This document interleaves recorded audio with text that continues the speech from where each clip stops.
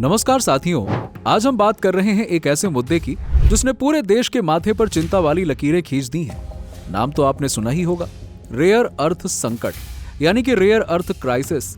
और ये कोई मामूली परेशानी नहीं है, बल्कि भारत जैसे देश के लिए ये उस तरह का झटका है जिससे सिर्फ अर्थव्यवस्था ही नहीं बल्कि भविष्य की तैयारी भी हिल सकती है। कहानी की शुरुआत बहुत सिंपल है। मैं आपको बताऊं, कुछ साल पहले तक दुनिया भर में रेयर अर्थ मिनरल्स यानी कि वो दुर्लभ खनिज पदार्थ जिनके बिना आज के जमाने के टेक्नोलॉजी, डिफेंस, गाड़ियां, smartphone, battery, solar panels, computer और रोबोटिक्स अधूरे हैं, बड़े आराम से मिल जाते थे। लेकिन अब हालात पलट चुके हैं। अब आपको लगेगा कि आखिरकार ऐसा क्या आसमान टूट पड़ा कि ये सब हालात पलट चुके हैं।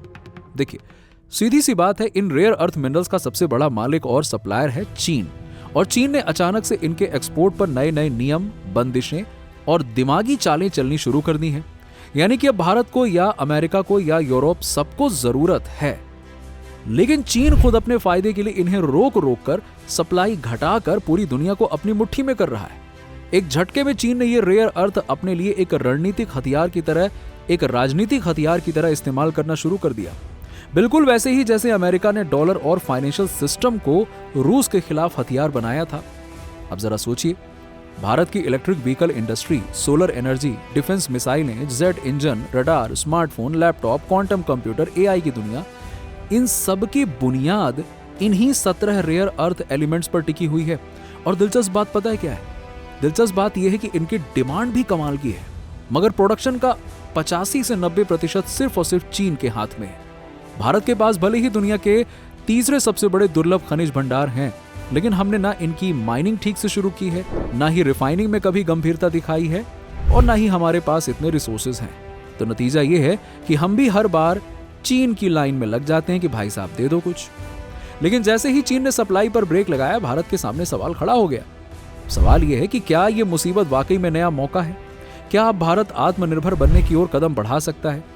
चीन अगर चालें चलेगा तो भारत भी कम नहीं है। उसने दिखा दिया है कि हमें रेगिस्तान से खजाना निकालना आता है।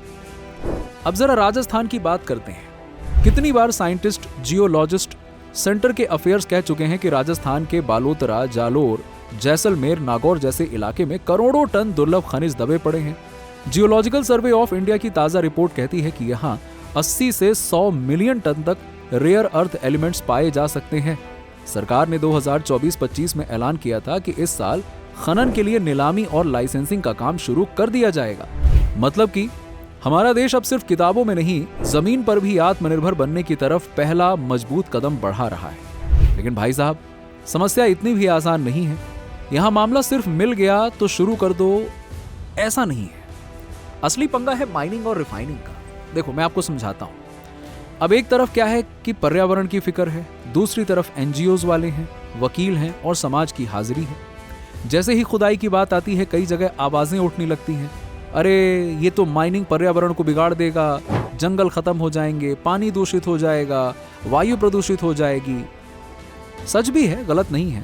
और यह भी सच है कि रेयर अर्थ माइनिंग से भारी मात्रा में जहरीला मलबा निकलता है, जिसे हैंडल करना आसान नहीं होता है।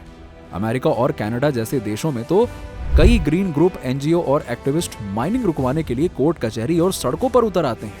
अब यहाँ पे मजे की बात यह है कि 2022 में आई बीबीसी की रिपोर्ट के अनुसार प्रो चाइना माने जाने वाले एनजीओ एक्टिविस्ट कई बार चीन के हितों के लिए अमेरिका और कनाडा में भी विरोध करवाते हैं। अरे भैया, जब कहीं से भी दांव चल सकता है तो भारत को भी संभल कर इन नई मुश्किलों का सामना करना होगा। अब जरा सोचिए, चीन अपने इंटरनेट और मीडिया का सेंसर करता है। वहां ना तो एनजीओ खुलकर बोल सकते हैं, ना जनता विरोध कर सकती है। कुछ भी चीन के खिलाफ वहां पहुंचना मुश्किल है। इसीलिए चीन बड़े आराम से इन सब प्रेशर को हैंडल कर लेता है। और ऐसे भी आरोप हैं कि कुछ विदेशी एनजीओ खुद चीन के इशारे पर चलकर बाकी देशों की माइनिंग में रुकावट डालती हैं।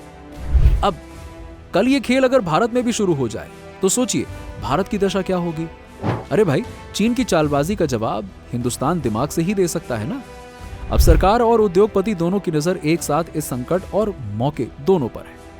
अगर भारत माइनिंग, प्रोसेसिंग और रिफाइनिंग में तेजी से ग्रोथ ले तो ये वाटरशेड मोमेंट हो सकता है। वैज्ञानिकों के मुताबिक देश को आत्मनिर्भर बनने में 5 से 10 साल तो लगेंगे ही लगेंगे, क्योंकि माइनिंग टेक्नोलॉजी, आधुनिक processing plant, environment approval, social environment सबकी जरूरत है। साथ ही जब तक भारत इनका खुद प्रोडक्शन शुरू नहीं करता है, तब तक चीन, वियतनाम, मलेशिया, अमेरिका, ग्रीनलैंड जैसे देशों से आयात के रास्ते खुले रखने ही होंगे, नहीं तो कहां से आएगा। और दिक्कत यह भी है कि पश्चिमी देश खुद रेयर अर्थ आयात के लिए भारत की तरफ देख रहे हैं, वहीं दूसरी तरफ वो खुद अपनी नीतियों में हिंदुस्तान को बड़ा मौका नहीं देते हैं।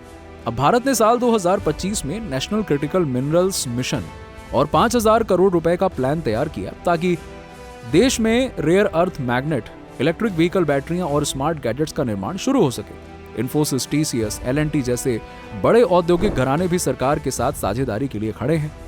ऐसे वक्त में अगर अपॉर्चुनिटी की धरती खोदेंगे तो किस्मत जरूर चमकेगी। भारत अगर खुदरा स्तर पर रेयर अर्थ की खुदाई और प्रोसेसिंग तेज कर सका तो तकनीकी, रक्षा, ऊर्जा, हेल्थ केयर, हर सेक्टर में हमारी निर्भरता खत्म हो जाएगी। विश्व स्तर पर सप्लाई चेन का नया केंद्र भारत बन सकता है। वर्तमान में भारत लगभग 90% रेयर अर्थ चीन से ही मंगवाता है। 2023-24 में यही इंपोर्ट $350 मिलियन को पार कर गया। लेकिन विशेषज्ञ मानते हैं कि स्थानीय उत्पादन शुरू होते ही अगले 5 सालों में इंपोर्ट बिल 40% तक कम किया जा सकता है। ऐसे में जब रेत में छुपा सोना बाहर निकले तो भारत को कौन रोकेगा। अब आप पूछेंगे, इतने सालों तक भारत क्यों इतना स्लो रहा? असल में दिक्कतें हमेशा रही हैं। कड़े सरकारी नियम कानून, लाइसेंसिंग की पेचीदगी, तकनीकी की कमी और एक बड़ा डर कि कहीं किसी एक्सीडेंट या प्रदूषण से जनजीवन न बिगड़ जाए। लेकिन ग्लोबल क्राइसिस और डिमांड ने सरकार को मजबूर कर दिया है कि अब समय की रफ्तार तेज की जाए। चीन पर हाल ही में एक आरोप यह भी है कि वो अपने रेयर अर्थ चोरी होने का डर दिखाकर बाकी देशों को उलझा रहा है ताकि वो हमेशा उसी पर निर्भर रहे। 2024-25 में चीन ने रेयर अर्थ मेटल्स और मैग्नेट्स पर एक नई पॉलिसी लागू की, जिससे कि चीन से बाहर माल को निर्यात करने के नियम और भी मुश्किल कर दिए गए हैं। ऐसे में ग्लोबल मार्केट में किल्लत और बढ़ने वाली है। दुनिया अब भारत, ग्रीनलैंड, अमेरिका, ऑस्ट्रेलिया जैसी जगहों की तरफ देख रही है ताकि चीन का ऑप्शन मिल सके, विकल्प मिल सके। लेकिन ये इतना आसान नहीं होने वाला, मैं आपको बता दूं। पहले आधुनिक processing, transport, logistics, lab certification की दिक्कतें भारतीय मैन्युफैक्चरिंग के रास्ते का सबसे बड़ा रोड़ा है। अब ऐसे मामले में उम्मीद तो यही है कि सरकार, उद्योग जगत और वैज्ञानिक सब मिलकर एक लंबी और थकाऊ दौड़ को जीतने की तैयारी करें। जब तक देश में प्रोडक्शन रफ्तार नहीं पकड़ेगा तब तक आयात का भार सिर पर रहेगा। बस एक ही मंत्र, इस संकट को सुनहरा मौका समझो, तभी भारत के सपनों की उड़ान असली और आत्मनिर्भर होगी। आखिर में भारत के पास बहुत बड़ा रेयर अर्थ खजाना है, बस जरूरत है सही टाइमिंग, नियत और तकनीक की। अगर राजस्थान और अन्य राज्यों के भंडार को सही से निकाला जाए और माइनिंग प्रोसेस का चक्र सही चला तो भारत अपनी किस्मत खुद लिखकर दिखाएगा। अगर आपको ये जानकारी पसंद आई हो तो जरूर शेयर करें और ऐसे ही चर्चाओं का हिस्सा बने रहें। तो दोस्तों, अगर आप इस चैनल पर पहली बार आए हैं तो चैनल को जरूर सब्सक्राइब करें, बेल आइकन को दबा दें और साथ ही हमारे चैनल को जरूर विजिट करें और देखें कि हम कैसे हर खबर की डिटेल में एनालिसिस करते हैं। धन्यवाद। जय हिंद, जय भारत।